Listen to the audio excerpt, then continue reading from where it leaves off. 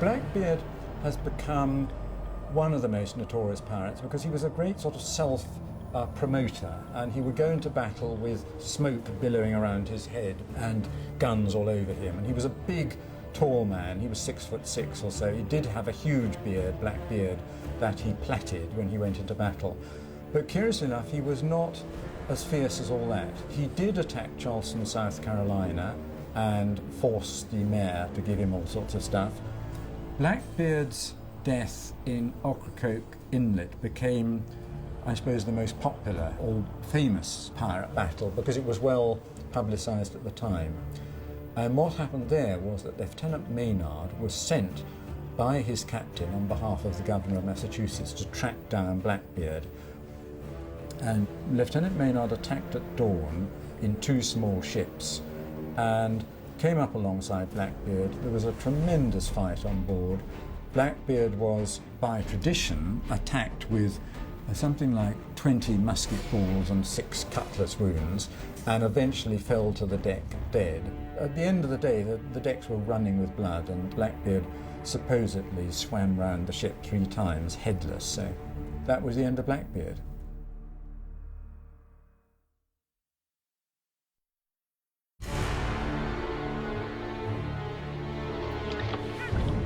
Fire that musket, and I cuts his throat.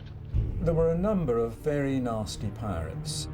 There was a very horrible man called Edward Lowe who used to do extremely nasty things to people. He used to, for instance, cut off people's lips and cook them and then make people eat them. And worse things than that I won't go into. I mean, obviously he was a bit of a sadist. My theory is that he deliberately cultivated a terrifying image because it made their life easier. Therefore, when they came up alongside somebody and ran up the Jolly Roger flag, hopefully everybody would surrender without a fight. So I think that was part of it, this terror image cultivated by torture and nasty things.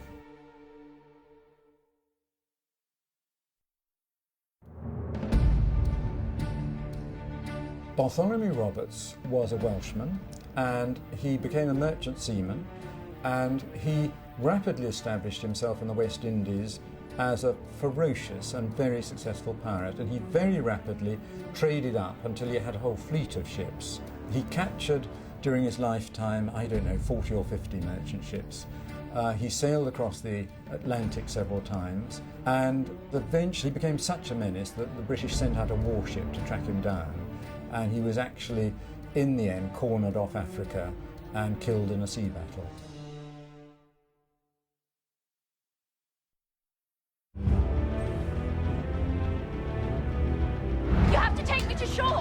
According to the code of the Order of the Reverend. First, your return to shore was not part of our negotiations nor our agreement, so I must do nothing. And secondly, you must be a pirate for the Pirates' Code to apply, and you're not. And thirdly, the code is more what you'd call guidelines than actual rules. Welcome aboard the Black Pearl, Miss Turner. Well, you needed some sort of code on a pirate ship simply to provide discipline for an otherwise undisciplined crew, and the reason was to prevent the crew getting out of control, because sailing a ship was a disciplined thing. The pirate codes differ from pirate to pirate, but Bartholomew Roberts, which is the most well known, had something like a dozen rules altogether. The chief one was that every pirate had a vote in everything important. The next thing was that the treasure must be shared out absolutely equally, because they were a sort of democratic lot. There were no women on board. The pirates must keep their weapons clean, and if they deserted their post in battle, they would be marooned. They were designed really to keep the crew in order.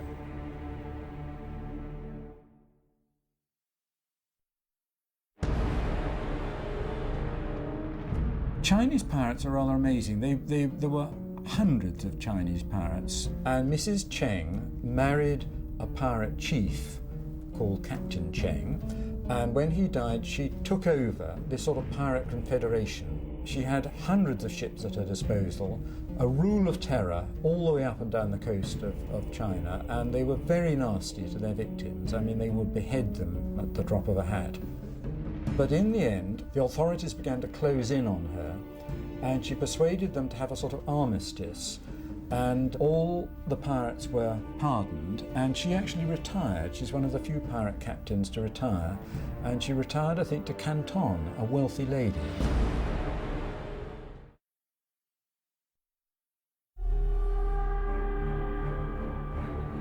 Captain John Paul Jones wasn't really a pirate. I mean, he was a privateer. He was Scottish originally. He was the son of a Scottish gardener, came over to America, became a merchant sea captain, and then during the American Revolution he joined the American Navy. He was a very effective leader. He became captain of an American naval ship, and he led 2 famous expeditions round the coast of Britain and became known as a pirate by the British because he was such a menace. And in fact, he made his name with a tremendous sea battle off Flamborough Head off the east coast when he attacked a British warship and forced it to surrender.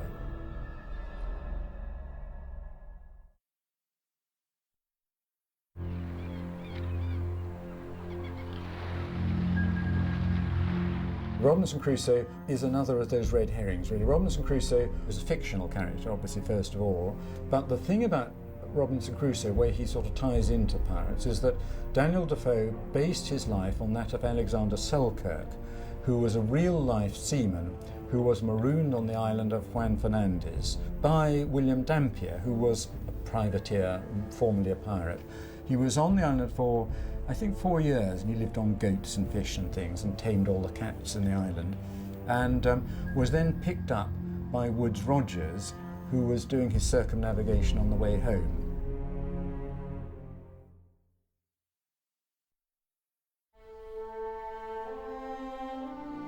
Captain Kidd never meant to be a pirate. He was a Scotsman who went out to live in the West Indies. He became a privateer.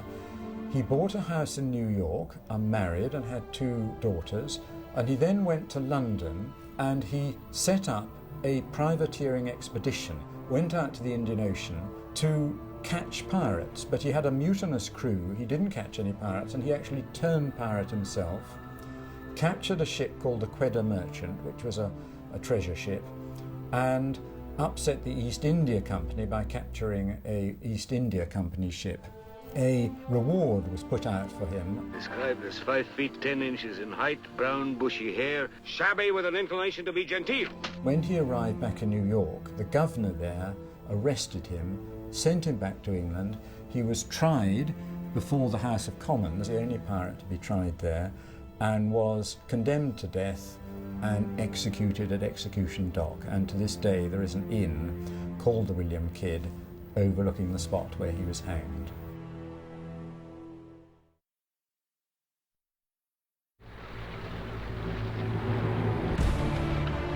There were 2 famous women pirates. They were Anne Bonny and Mary Read. Mary Read was brought up as a boy, joined the army as a cadet, went out to Flanders, married a soldier, soldier died, and then joined a merchant ship, went out to the West Indies, and the merchant ship was captured by Calico Jack, a pirate, who already had on that ship Anne Bonny as his lover. Now, Anne Bonny had been born in Dublin. She married a sailor called Jack Bonny, who was a rather useless sailor, but took her out to Nassau, where she fell in love with a much more dashing Calico Jack. So there was Calico Jack with the 2 women on board, who were by far the fiercest members of his crew. Calico Jack is sailing off the coast of Jamaica. He's intercepted by somebody called Captain Barnett, who'd been sent out to capture pirates. They're all captured, sent to the capital of Jamaica. A trial takes place.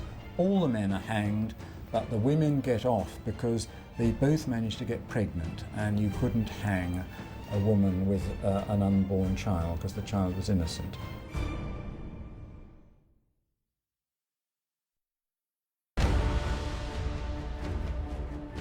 Pig! Rip him up, you swabs! There is no doubt that the Caribbean became the sort of heart of piracy for a period of about 50 years, really. And it really began with the Spanish finding treasure in America. And the Spanish started to bring back huge amounts of gold and silver from various treasure ports on what was called the Spanish Main. and they used to assemble these convoys of treasure ships via Havana, and they would sail from Havana back to Seville. And it was actually before they became the convoys in Havana that the people like Francis Drake and Henry Morgan would attack the ships. I think the Caribbean became popular with pirates because it had a lovely climate.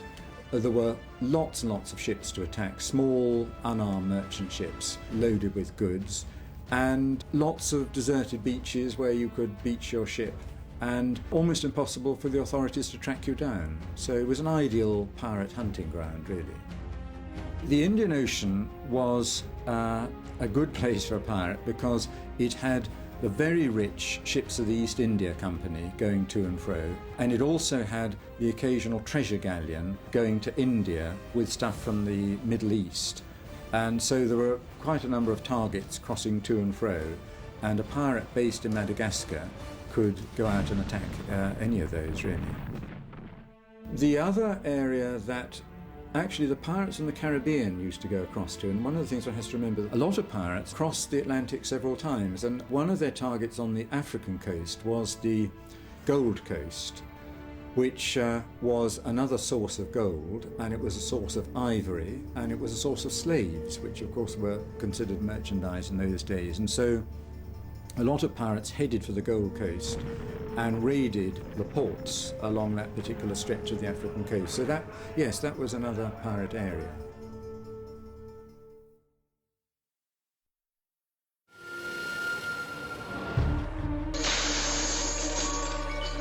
Them as hides can find, Mr. Silver, but not when them that finds has hid it, says I.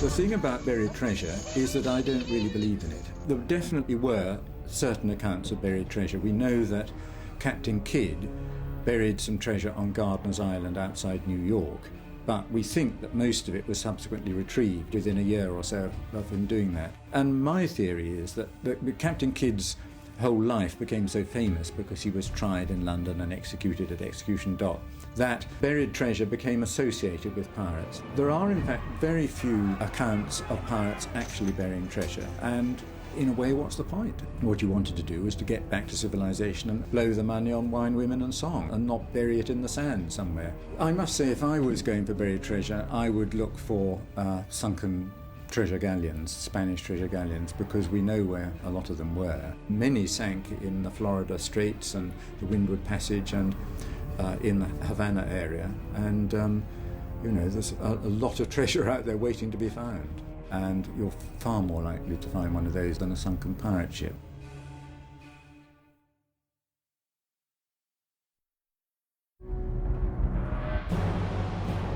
In the days of Francis Drake, and a bit later than that, the Spanish treasure galleons used to go regularly from the Spanish Main via Havana back to Spain. And so people like Henry Morgan and Francis Drake beforehand knew the treasure galleons' routes and would intercept them.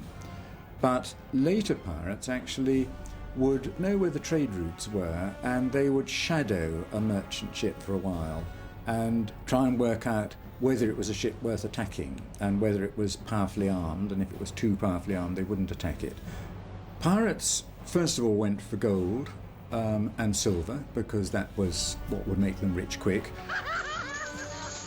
But also, and what is surprising, is that pirates used to steal what you would call household goods. They'd steal soap and bits and pieces just to keep them going on board.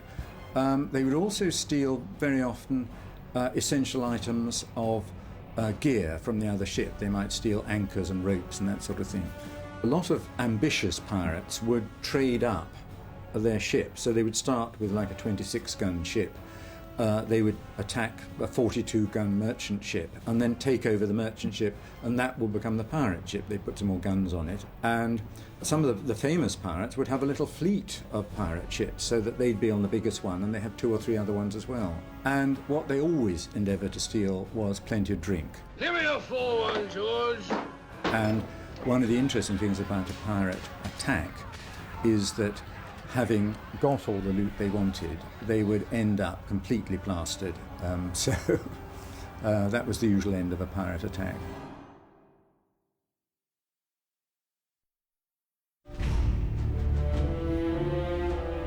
I know every seaman in these here parts like the palm of his hand. Did you know Captain Billy Bones? What ship did he sail in, matey? He was a pirate.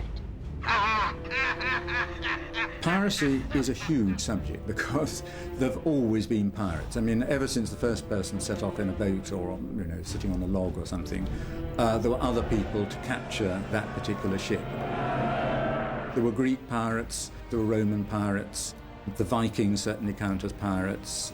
There have been pirates in the Far East, Indian pirates, Mediterranean pirates, the Corsairs. The golden age of piracy was roughly 1650 to about 1720 or so.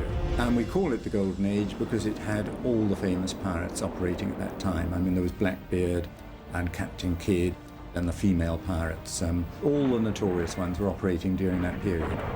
And there are still pirates today. So, I mean, right the way through history, the pirates have been around.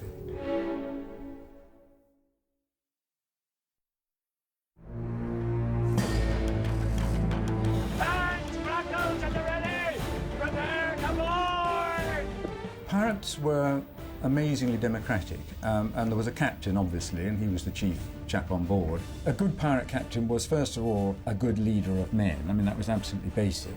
And secondly, an excellent navigator. And thirdly, a good leader in battle. We'll board the ship and kill everyone! The very interesting thing about pirate ships, as opposed to the Navy, is that if the crew decided they didn't like the captain, they could actually vote him out of office. And there are many times when this happened. The captain wasn't brave in battle or he upset them, so they simply voted him out and voted somebody else to become captain. There was a quartermaster who acted on behalf of the crew, and he was the one who, when they attacked a ship, would lead the crew into action. Come on! And then there might or might not be a boatswain and a carpenter, usually a cooper for making the barrels, and perhaps a first mate. They didn't have lieutenants or midshipmen or any of the other ranks that the Navy had. Before they went into battle, it was agreed that everything should be divided out equally. So they divided everything absolutely equally per man, but the captain got the ship if they captured a ship.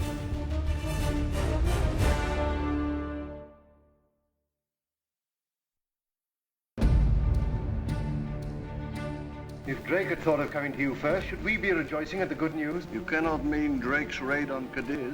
I do mean Drake's raid on Cadiz.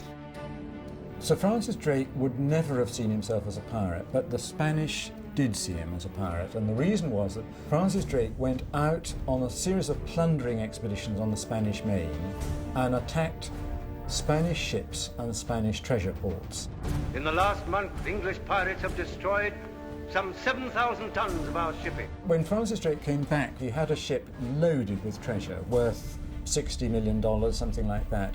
And he then becomes, in fact, a part of the English Navy, and he then becomes an English hero, really, and attacks the Spanish Armada and attacks Cadiz and so on. So he ends his life as Sir Francis Drake and a great British hero, but he began life as a pirate.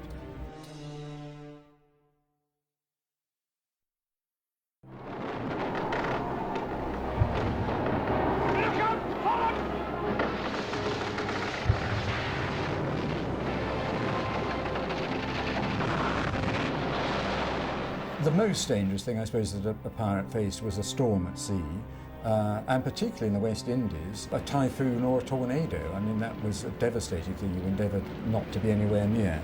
Apart from that, shipwreck, which could happen even on a calm day. If you didn't see a coral reef, you could go around on a coral reef. Dead calm was not a favourite thing for a pirate, simply because you weren't getting anywhere and you could run out of food if you weren't out in the middle of the Atlantic. Some ships did have oars. I mean, Captain Kidd, his ship was called the Adventure Galley, and it did have oars. But, if you're in the middle of the Atlantic, there's no way you're going to row 3,000 miles to the nearest bit of shore, so you just wait for the wind.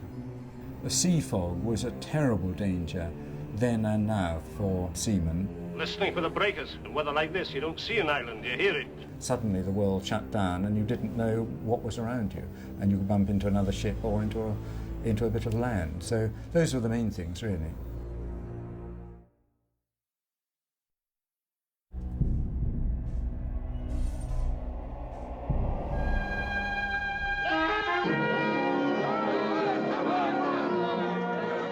The thing about pirate ships is they came in all shapes and sizes because there was no such thing as a pirate ship built for a pirate. It all depended on which ships the pirates were able to capture. So they might mutiny and take over the ship they were on, or they might have got a small ship, attack a larger one and take that one over.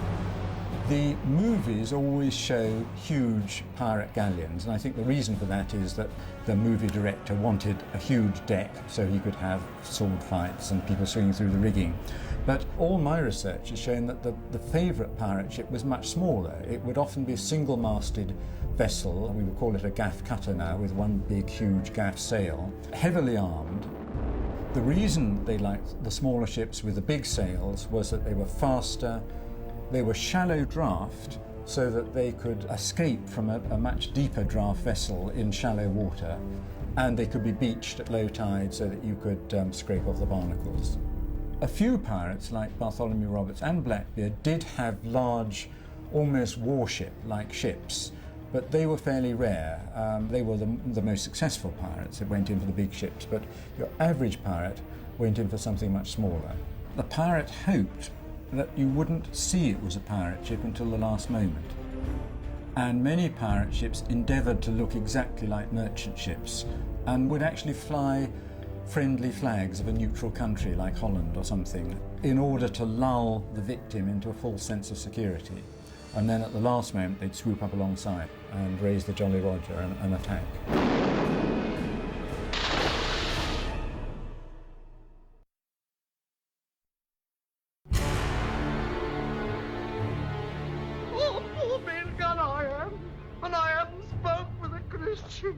These 5 years. 5 years? Were you shipwrecked? Nay, mate. Marooned. The chief pirate punishment was marooning, which was very simple really. You put the pirate ashore, usually on a deserted island or islet, and by tradition he was allowed a gun and a bit of gunpowder and some bullets and a flask of water to survive or not. It all depended really whether he was picked up by a passing ship. Cutting off ears and noses was reasonably common, and then of course death for anyone who really broke every code in the book, and how you were killed depended on the pirate captain really. Walking the plank is, as far as I'm concerned, a complete myth. In all the research I've done on piracy, I found one account of walking the plank. The thing about walking the plank is that it appears in Peter Pan. It then appears in all the famous movies, Douglas Fairbanks Jr., Errol Flynn. Everybody's seen the movies, and therefore everybody assumes pirates make people walk the plank. Jack Sparrow, be it known that you have been charged, tried and convicted for your willful commission of crimes against the Crown. Gallows Point was a particular spot in Jamaica, just near Port Royal, where pirates were hanged who were caught in Jamaica. A pirate hanging was a very public spectacle. You didn't have television in those days, so everybody would roll up to a pirate hanging to have a good time, really. They set up the gallows on the waterfront. The pirate would be brought out, go up a ladder, and the noose would be put round his neck, and then the ladder would be kicked away, and he dropped and was hopefully died immediately. Usually what then happened, if the pirate was famous enough, the body would be put in an arrangement of iron hoops and chains and hung from a gallows that would be positioned somewhere where all the sailors could see it. The point about it was a warning to sailors tempted to take up piracy that if you take up piracy, that's likely to be how you end your life.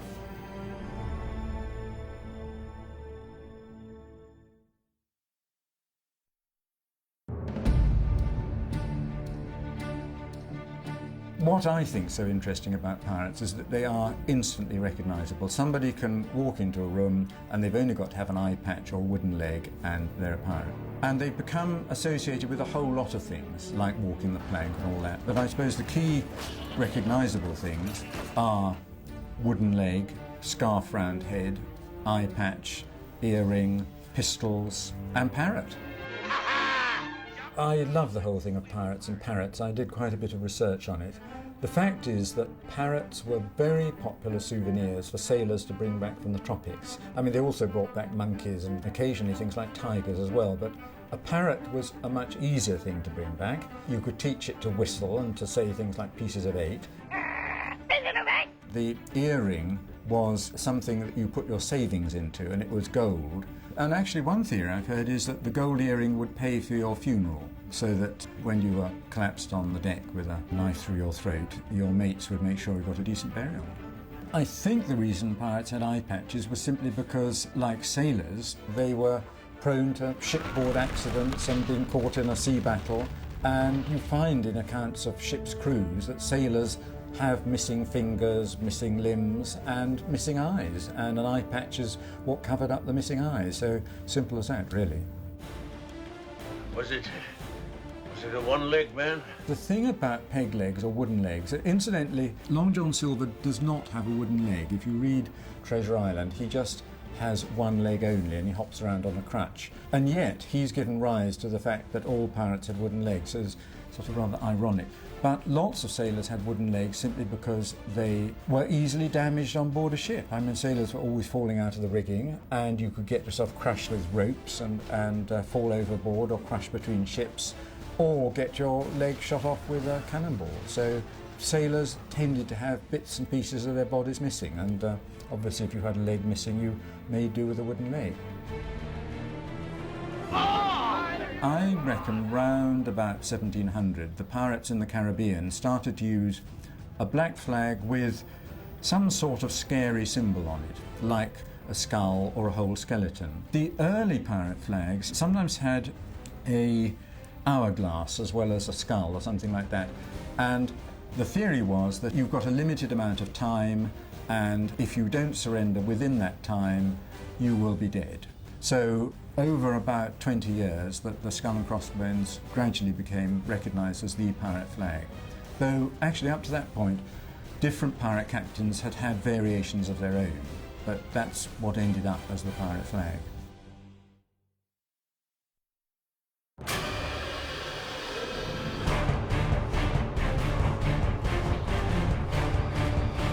There were really sort of four broad areas of piracy. There were the pirates themselves, there were the privateers, there were buccaneers, and there were corsairs.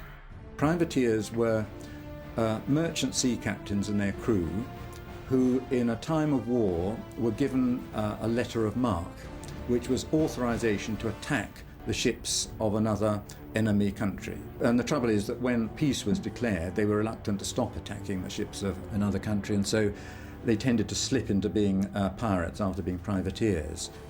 Buccaneers is a term that people get confused about, really. Buccaneers was a term generally given to the pirates and privateers who were operating in the West Indies around the time of Henry Morgan. That's in King Charles II's reign, so we're talking 1660, that sort of period. And they mostly attacked the Spanish ships and the Spanish treasure ports operating on the Spanish Main. And Henry Morgan, for instance, burnt Panama City to the ground. The corsairs were straightforward pirates, but they were the pirates operating in the Mediterranean, and they mostly operated out of North African ports. And the fourth lot, the pirates, were simply enemies of everybody, and not just the Spanish or the French. The definition is quite simple. A pirate really was simply someone who committed robbery on the high seas.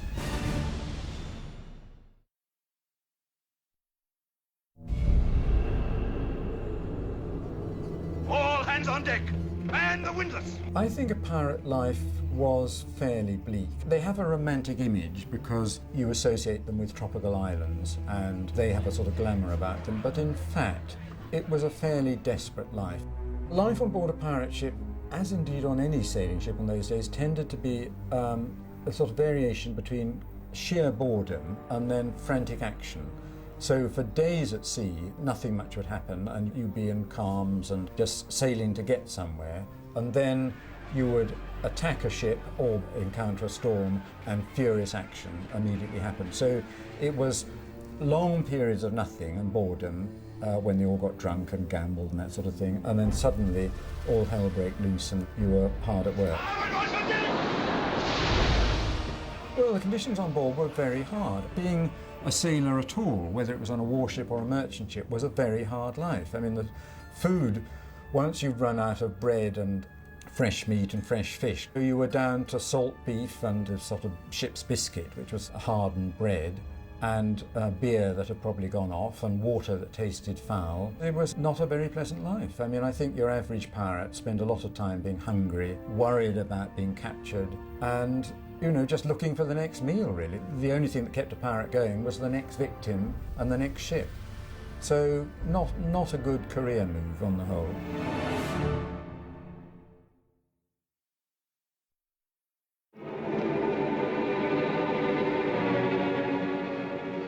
Spot.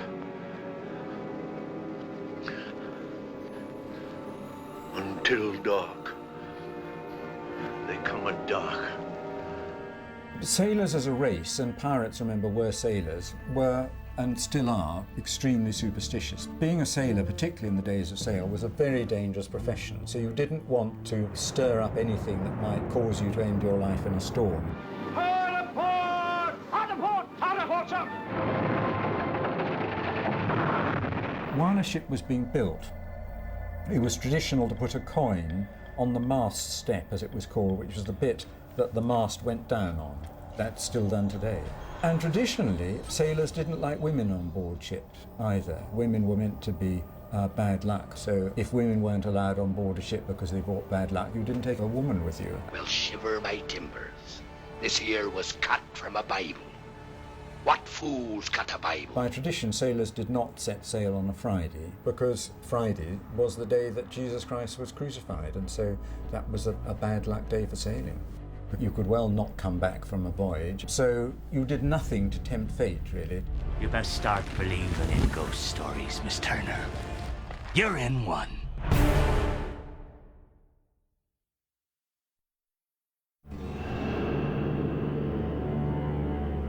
There was a fairly standard method of pirate attack, that you would shadow your victim for a while. When you thought that ship's worth attacking, you would then come up alongside, fire a shot across the bows, which was the traditional way to say heave to and stop your ship.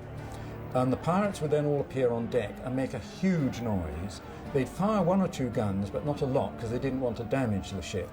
They would throw hand grenades on the deck. They would all yell at the top of their voices and wave their cutlasses around and generally terrorise the merchant ship they were attacking, come up alongside, throw grapnel hooks to secure the two ships together, and then they would board the victim, and then if the crew of the victim hadn't completely surrendered by that stage, then they would cut their throats and throw them overboard, but probably they would have surrendered anyway. There are 4 or 5 famous pirate battles. To me, the most romantic one, it would be the most difficult to film incidentally, was the final battle of Bartholomew Roberts, which took place off the coast of Africa in a gale, and Bartholomew Roberts had 2 ships, and he was attacked by a warship called HMS Swallow, and the battle took place in the height of a storm. Both ships were firing at each other, and in the end Bartholomew Roberts was killed by a cannonball at the height of the battle, and his ship was captured and most of the crew were subsequently hanged.